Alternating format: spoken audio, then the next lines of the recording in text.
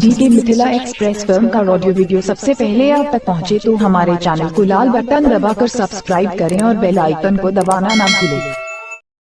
Vaishnavi recording studio अखतवारा DJ Guddu Raj mix by रोशन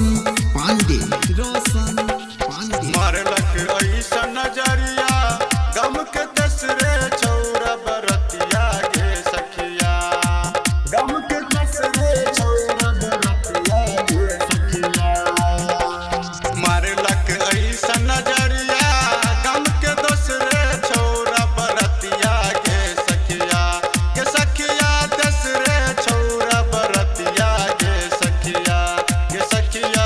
दिल के भागल रतिया बरतिया गे सखिया दिल के भागल रतिया बरतिया गे सखिया मारलक ऐसा नजरिया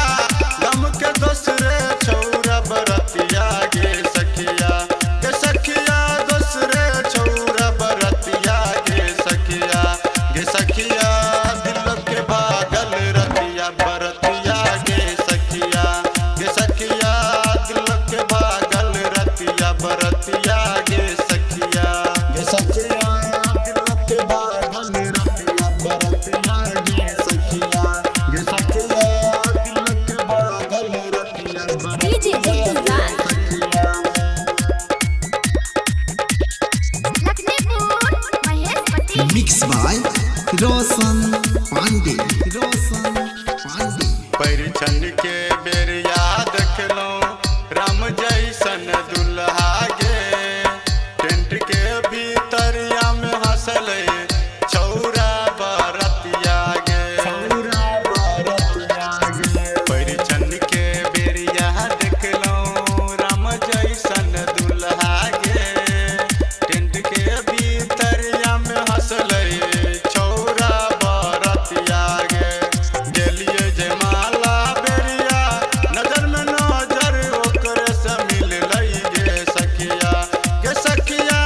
नजर में नजर मिल लई गे सखिया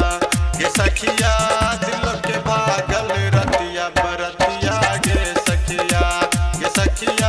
दिल के भागल रतिया बरतिया गे सखिया दिल के भागल रतिया बरतिया गे सखिया दिल के भागल रतिया DJ Guddu Raj Lakhanpur mix by Roshan Pandey शादी के गबैया भेलै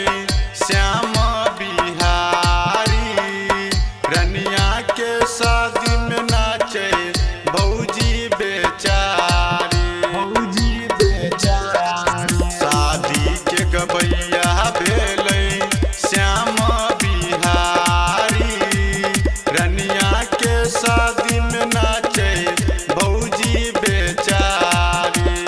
नाचे संतोष अरविंद डीजे बजबै छै परमद भोगे सखिया